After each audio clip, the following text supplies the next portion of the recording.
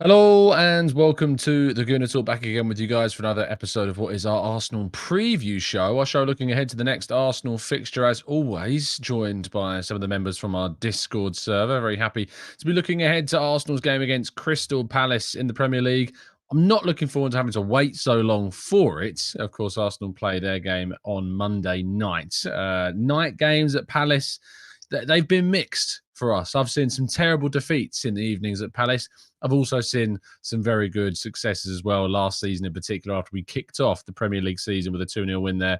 Was really, really important. Gabriel Martinelli scoring the opening goal, Bukayo Saka forcing an own goal for the second. Hopefully, I'd take a match of that scoreline right now if you offered it to me. So very, very looking forward to hopefully seeing that repeated. Let's bring in our guests for today's show. Joining us, first of all, is Dan. How you doing, Dan? You good? You well? Yeah, I'm good. It's been a while, but it's good to be back in a relatively new season. And yeah, bring it on. Absolutely. Did you enjoy your holidays? Mallorca, was it? Yeah, I went to a nice holiday in Mallorca, but yeah, I was about to obviously go to your live show, and I'm gutted I missed it. My flight got delayed by 27 hours, so Oh, yeah, it was a yeah, lot of fun. that is pretty bad. It wasn't ideal there, but Did they give a yeah, reason? Is it like weather or something? there are about 5 different reasons. No one really Right. knows. So Okay. yeah, Okay. that's Fair that's enough. about it really.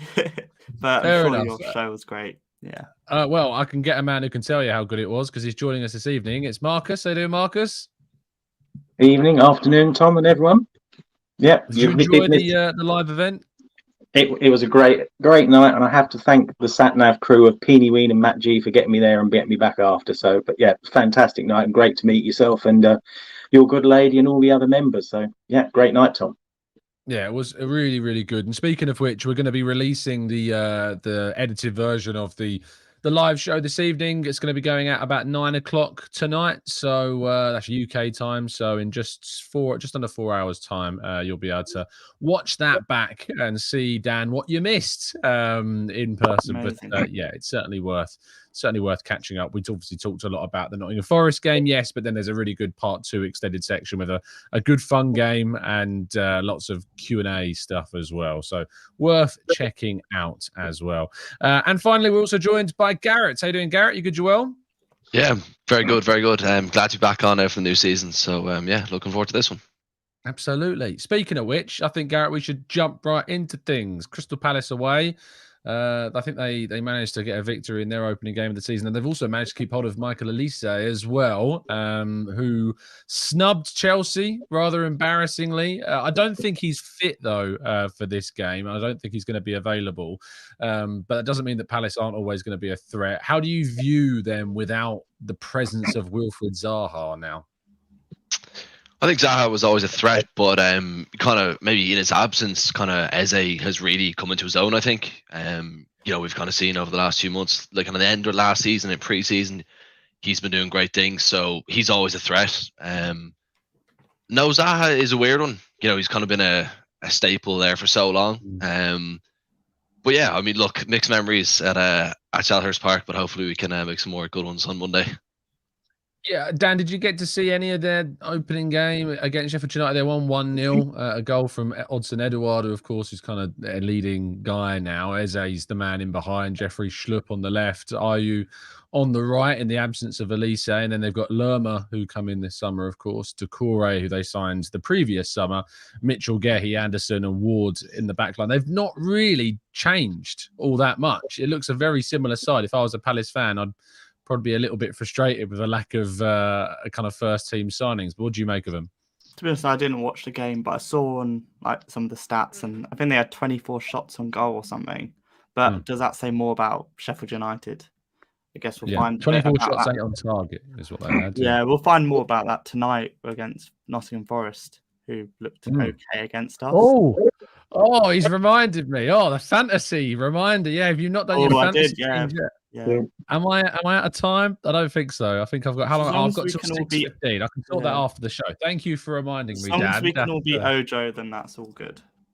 Yeah, absolutely. It's always the bottom line is we've got to try and beat Ojo as much as possible. Exactly. King's obviously taken charge of our fantasy commentary in our Discord server, so make sure that you've joined the league. I have got the code if you would like to join us. I think I've got it down here. There it is. If you want to join our open TGT league, not the members one, but the open one, you can go to that code there to get in. Marcus, how are you feeling ahead of this first away game of the season? It is a tough place to go, especially on a midweek. Why is it we always seem to have the midweek fixtures, especially on a Monday, against these teams? They said if somebody in the FA doesn't like us, oh no, they don't, do they? Yeah, it's going to be tough. I know we'll go into prediction scores later, but it's going to be, I think, only a goal in this one. Since Hodgson took back over, their form improved. Maybe that's why they didn't change much. They had a good, solid team, finished the season well. No, Zaha is like, wow. I'll keep looking out for him on Monday night, thinking, well, when's he going to do something? So it'll be strange, but yeah, still a tough fixture. I really genuinely think that's like 50% of their threat gone. Yeah. I know that's me tempting fate somewhat, but I just feel he was that important to that team that it's like half of the threat that they posed gone. But as Dan pointed out, 24 shots, 68% possession against Sheffield United. But it's fair to point out we'll wait until the game against Forest to see if that was more so Sheffield United are quite bad or Palace are actually better than maybe we're giving them credit for. We'll have to wait and see on that one. Moving it more to Arsenal, Garrett, of course, Jurrien Timber, or Jurrien Timber, I should say, after being battered in the comment section for not pronouncing the J. I think that his absence will obviously be felt for the course of the whole of this season, sadly, and we'll kind of recollect ourselves for 24-25 when Timber can play again, potentially. But how do you view his absence affecting us in this fixture? In this fixture, I don't think we should be too badly affected. Like, if I'm not wrong, Zinchenko is back in training. He played in the behind closed doors game against Luton, so yeah. So you'd assume he should be ready for Monday. Once again, I don't want to tempt fate with that, but you'd hope so. So I don't think it should affect us in this game. I think we'll really feel the loss of Timber, I suppose, if we don't buy someone as we kind of progress into the season. So say, kind of towards the back end, really, if we don't get someone. But to be honest, I think we will get someone. I mean, the Timber injury was pretty heartbreaking, to be honest. I mean, got 47 minutes of him in the Premier League, and then he's gone for the season. So yeah, heartbreaking stuff, really. Yeah, it's really, really gutting, and it's interesting to have a look at who we've gone for in our different lineups. So we've all there is every single one of the options we could use at left back is featuring, spoiler alert, in all of our lineups in a little bit. So I look forward to discussing who we've gone for in those choices. But Dan, obviously elsewhere on the field for Arsenal, we are emboldened by the fact that, unlike Palace, we have made some significant improvements to the squad. Timber was one of them, but Rice has come into his own, has looked really good. And then there's the kind of the enigma that is Kai Havertz and how we should include him. In away games, are you kind of a little bit, and I think this is what a lot of people feel, is that maybe these away games are where you're not going to see Havertz as much, and maybe he's eased more into the home games where you got kind of the home support, buoyancy, all of that stuff. Do you think that's fair? Maybe. I think the games where Arteta knows that we're going to be on the front foot, we're allowed. We can afford to play Havertz in that 8. But I think when we're away from home, probably be on the counter a bit. Not entirely sure how the game's going to go. I think maybe it's not worth risking Havertz in that midfield, and I'd rather stick more defensively. But who's to say Havertz can't be our number 9? Because we've seen that done before, even in the last 20 minutes of the Forest game that happened. No, I do like Havertz. It's weird because I hated him at Chelsea, but it's great. That's He's just going what on that shirt does, mate. That's just, anyone pulls on that shirt, pure hatred, exactly. Yeah, no, I do. I quite like him. He gives us something else. He gives us versatility as well. So I'm excited to see, but the main one is Declan Rice. I think he transforms our team, our midfield, our team. I just think defensively we look a lot more. What's the word? Just secure. I just feel safe in terms of when Palace might push us. Declan Rice is there. William Saliba's there. Gabriel maybe will be there. I feel a lot safer that we won't just not be able to make that tackle. Whereas Declan Rice will make it and then he'll pass it to Saka and there's an attack. So I'm quite excited to see that more and more this season and develop as well. The away games are, I think, going to be really intriguing of how this squad in particular, how we combat it. I'd like to see Partey and Rice in the midfield, and we're going to come on to line up shortly. I know that we've all gone with that. I think those two partnering one another in the midfield, because I think having Marcus that level of industriousness, if you like, so that we are away from home, you need a little bit of grit, a little bit of fire, and having both Partey and Rice in the midfield surely gives us so much more control than we've had in previous seasons. Yeah, definitely. I mean, Palace are one of the teams that can get quite physical as well. So as much as I see us having a lot of possession going forward, as they're coming back, we're going to need a bit of physicality in the middle of the pitch. And I can't remember, it was the tackle Rice made against Man City. That's just the sort of thing we want to see when he just came back and Bernardo Silva, I think it was. Yeah. That was it. Yeah, that's just what I want to see. In the old days when it was particularly under Emery, when the people had run through us and it was just like open floodgates and go. But yeah, that still's needed. Palace, definitely they can get physical, because I think we always are a bit susceptible to the break and very reliant on Saliba, who, seeing him back last week was amazing. He's just such a fantastic defender, reader of the game. So yeah, Partey and Rice, I think this sort of game fits in.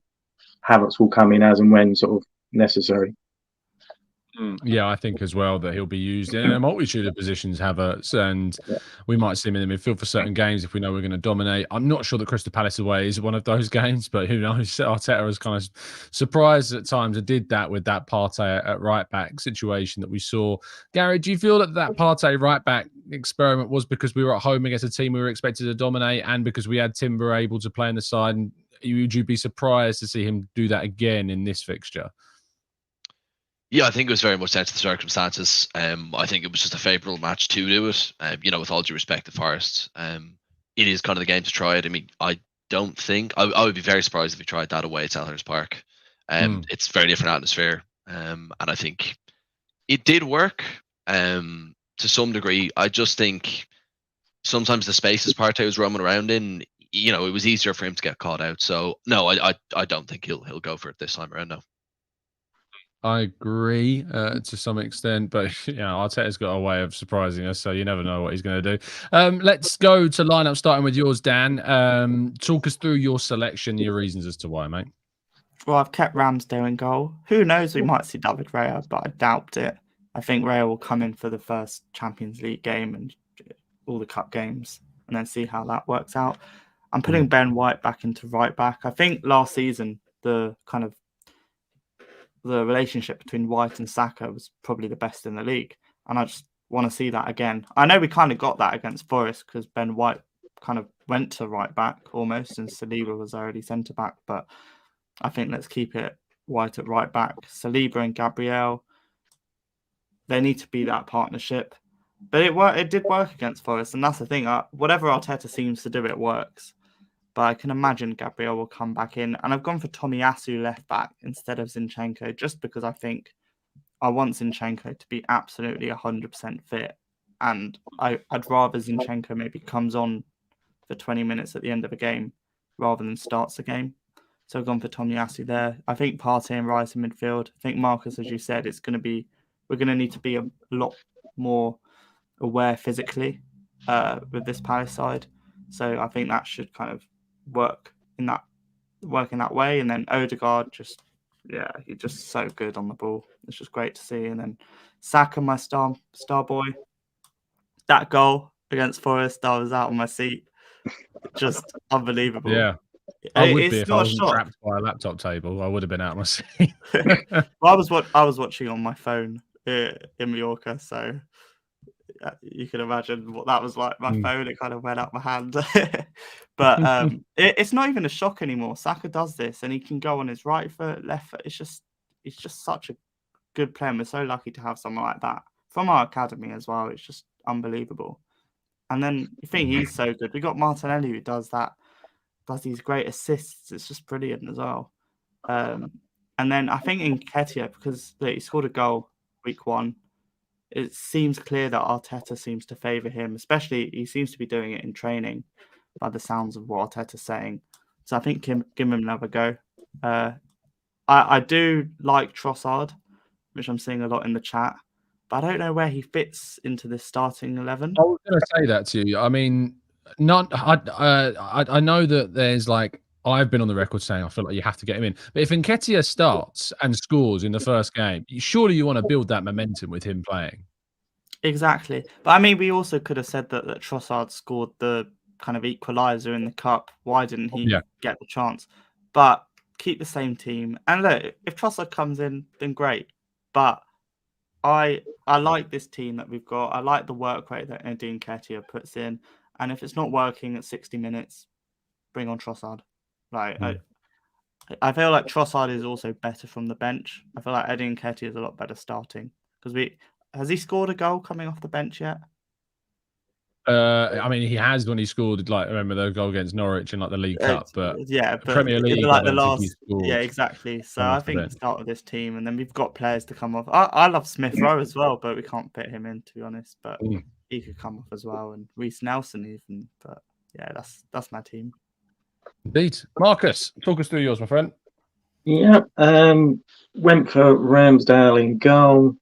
White right back. I think the party experiment, it works when you got a lot of possession, but eventually Forest woke up and just started to attack with pace at party. And so, yeah, I think back to good old faithful of right back of White. Saliba, as I already said, amazing, phenomenal player. Gabriel, don't know what's going on with him, whether he was just sort of left out tactical, as Mikel said, or is there any truth in any of these rumours and he's maybe unsettled? I don't know, but I'd still stick with him the left side. I was torn. I was going to go for Tomiyasu, but I thought, you know what, let's get Zinchenko in. And if he comes in, he's my star man because, you know, he's such a great motivator. He does things that no other left back can, probably, unfortunately, apart from Timber. Note as well, Tom, you might want to get him out of your fantasy team tonight. He's already out. I don't know who I brought in. I'll have a look. I think I brought in Rico Henry. Oh, there you go. Yeah, he's a good player. I did bring in Rico Henry, yeah. There we go. Midfield, yeah, as I said, Rice and Partey for that bit more sort of steely midfield. Odegaard has to play in. On the left, Martinelli. Saka on the right, who I saw earlier. Actually, if he starts, he matches our record for most Premier League games on the trot. I was surprised he's going to match, though. That wasn't the name I expected. I assume you know, Tom. Anyone help out, Dad? I can see you on the edge of your seat. Is it Kim Kallstrom? Oh, yeah, not quite. But anyone that went on the BBC website would know it's actually Paul Merson, which would never put. I'm waiting for the chat box to pop up. Otherwise, you're all equally as guilty as a lack of knowledge there. yeah. Well, it was the BBC report. I can't take the blame for that. Up front, I went back and forth on this one, but I probably should have gone for Eddie starting because Eddie scores when he starts. Trossard scores off the bench. But I was just, Trossard, he's such a better all-round player. He works well with Martinelli. So I thought I'd bring him. But I think Arteta will play Eddie. But I think I'd prefer Trossard up front. But yeah, it was a close call on that one. Lovely stuff. And Zinni, star man. Yeah. I just think if he's in, that picture says it all. The motivation, the thought of him getting back. Probably only give him say 60 minutes, but I think if he's out there, he's going to be so fired up to return after missing end of last season, missing the pre-season, etc. So maybe it's a bit of a gamble, but yeah, I'm going with Zinni. Garrett, talk us through it, mate. Yeah, so I've gone with Ramsdale nets, White at right back, Saliba and Gabriel as the centre back pairing, and then Zinchenko brought him back in at left back. I know it is obviously somewhat more of a risk, I guess, now the Timber's gone, say, if he was to re-injure himself, but I'm hopeful that, they're very aware of that and they wouldn't bring him back. And look, obviously this is my team, what I'd like to see. Who knows what Arteta will do, as we've said, no one really knows. The one thing I was kind of thinking of, though, is Zinchenko and Rice, will they kind of get in each other's way a little bit? I'm not really sure how that'll work, so I'm interested to see that, to be honest. So yeah, then we've gone with Partey, Rice, Odegaard, Saka on the right, Trossard through the middle. Yeah, I was much like Marcus, to be fair. I was kind of going back and forth. But I think in order to keep both players happy, Eddie got a start against Forest. I think Trossard does deserve a start, for his work in the Community Shields, what he does off the bench. I think he deserves a start. So I would give it to him here. And, as we've all said, links very well with Martinelli, Saka, and everybody else. So I would like to see it. Whether we will see it or not, I doubt it. I do think we'll see Eddie and Trossard will come off the bench. But yeah, and then obviously Saka. I mean, he's just becoming kind of inevitable, really, off that right hand side. Yeah, I jumped out of my seat when I saw that goal against Forest. It was really something else. And that's just becoming the norm, isn't it? Like, with both feet, the right foot last year, many times like that one of Leeds, I have no idea how that went in. He just blasted it through into the top of the net. Those goals are becoming more common. So yeah, star man for me. Stuff. Let's move finally to my team. A couple of changes to the boys. I've gone with Kivior left back. I just feel as though he adds a little bit more technical ability than Tomiyasu does. And I feel like, if it was a case of we were going up against someone that I really thought had the offensive threat, and I know, again, we kind of link back to that game that Palace had against Sheffield United with the amount of goals they scored, but I feel as though Kivior offers you something that maybe Tomiyasu doesn't in some ways, but I would equally be as happy to see Tomiyasu in there. It's just, I like Kivior quite a lot, and I think that he offers something quite underrated to the team.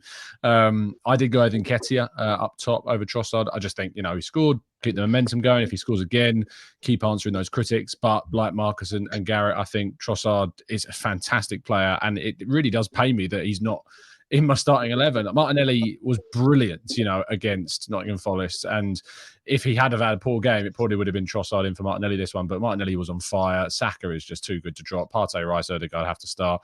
And with Timber out, it has to be White, Saliba, Gabriel for me. Zinchenko, reason why I didn't go with him is just, if we can get him fully back with, say, a sub appearance, bring him on for the last 30 rather than starting 60, I think that's also fine. And until we are 100% sure, which I don't know if we are, we could be, and I just don't know, then just be a bit cautious with him. But yeah, let's wait and see what happens. I think whatever happens, it's another showcase of how much depth there is still, even without Timber. Getting Zinchenko back is great for us. So yeah, keep it going. But still, I'd like to see a signing come in regards to the defensive area as well before the window closes. Right, let's go to predictions. And I should tell you that later on this evening, coming out 9 o'clock tonight, you'll be able to watch this, the live show, full of Mike laughing, as you can see there on the image. Plenty of that going on. So make sure you check that out. It's going to be dropping at premiering, so you can jump into a live chat if you like alongside it at 9 p.m. UK time. Right, predictions. Dan.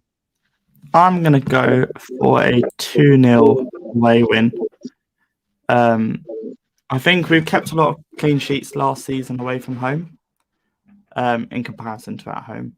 So I think 2-0, and I'm going to go for Bukayo Saka and Edin Nketiah. I'll do the same as last week. Good stuff. Marcus.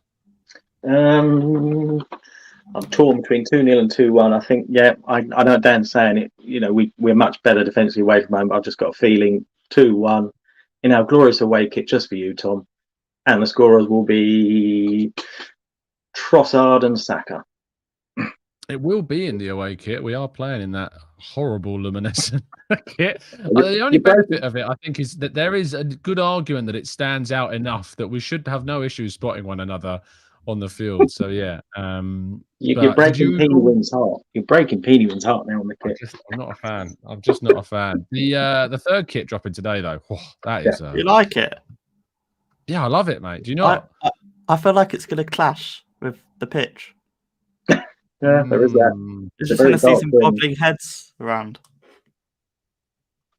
I don't think it's that great, is it? I don't know. I assume are they not wearing the coat that Saliba was wearing in the announcement video? That that'll stand out enough. But have you not seen the announcement video, Dan? It's like a leopard print coat. I think they're all wearing those for the game. If they can wear them during the games, then I'll like it. Garrett, prediction, please. Yeah, I'm gonna go with a 3-1. A bit like Marcus, I could just see them nicking one goal. And I think our scorers will be Rice. I think he was looking dangerous and he was taking shots. So I think he's going to get his first goal. And then I'll say Trossard off the bench and Saka, of course. Lovely stuff. Rans is going for a 3-0. Havertz, Saliba, and Ketia. Pinywin's going for a 4-4 with a Smith Rowe hat trick off the bench and a Rob Holding screamer. I don't think that's one to put a bet on, though. Temi as well, another out there prediction. 82-0. Saka with 50 goals and 32 assists in the game as well. No, I did not get the lime green shirt, Green Crinky. It did not happen and won't be happening, I'm afraid. Bounty Cool says 4-1 to the Arsenal, and Amira says 2-0 Eddie and Trossard, just to make the selection easier for Arteta. Clean sheet in our first away game. It'd be great if we could get a clean sheet. We got so many last season away from home clean sheets. Hopefully we can do that again this season. Lucas Chambers says 3-0 Holdini hat trick again. Just can't see that happening. I'm loving the fanciful predictions though. And Says is going for a 4-1 win. Saka and Trossard, Havertz, Odegaard to get on the score sheet. People predicting Balogun to score. I'm loving this, guys. I'm loving the fact that you're going out there with the predictions, but it's got to be, if we're going to be more realistic, it's got to be 5-0 with Ben White screamers all the way. Like that's absolutely the most nailed on of the day. Thank you to my fantastic panel of guests. Please show them plenty of love and affection in the comment section. Dan, thank you so much for your time, mate. Tell people where they can find you. Thank you, Tom, for having me. Just on the Discord. I've got a Twitter, I don't really use it, so yeah, just on the Discord. Or if you check quite high up in the FPL table, then you'll see me. Goodness, it's the first week, mate. Like you can't be gloating after 1 week. I bet you've already used like your triple captain or your bench boost or something. Beautiful. Yeah, that's what I thought. Marcus, thank you again for jumping on. Much appreciated. Tell people where they can find you. No worries. Similarly, seen in the Discord, Twitter at MJC Gooner, or at the next live event when it comes on. And I can't wait again, Tom. And well done on last week. It was a really great night. And even though I was on the VIP table with Peeny Weed and that Matt G. Yeah, Peeny was going straight in, grabbing that table right at the front already. It was always going to happen. But no, it's fantastic to see you and everybody else as well. And again, if you want to go and watch it, you'll be able to a little bit later on tonight. So make sure you check it out. And lastly, Garrett, thank you so much, mate, for your time. Always great to catch up once again for the brand new season. Tell people where they can find you. Yeah, like the other guys, you can find me in the Discord. And yeah, I'd say to anyone else, just join up. It's good fun in there. It's good fun. Lovely stuff. All the information to join the Discord server so that you can appear on our preview shows is in the link tree down in the description, or click the join button if it appears for you. I know it doesn't really work on iOS, but if you're on your laptop or Android, I think the join button does actually show. So you can try and join through that process as well. Thank you so much for listening. I will see you. Well, I'll see you in the past at 9, but I'll see you in the present tomorrow morning. Well, I suppose that's the future, but yeah, we'll see you then tomorrow morning, 8 a.m. as always. Have a fantastic evening. Enjoy the game if you're watching it. And of course, with all the football going on over the weekend, and importantly, a World Cup final on Sunday to look forward to as well. Cannot wait. So Dan, you wait till right at the end to get the hat out. Lovely stuff. Again, I don't have one nearby. I should say that's a good point. Just for the moment, our kind of embroidery company has had to take a bit of a hiatus because they do a lot of school embroidery for school clothing, and with it being the new school year, they're very, very busy. So they just had to kind of put a bit of a pause on merchandise for the moment. But as soon as we've got that back, I'll be sure to, of course, let you know. But have a fantastic weekday, evening, and Friday nights. Enjoy yourselves. Not too much. Stay safe, stay well. And as always, up the Arsenal.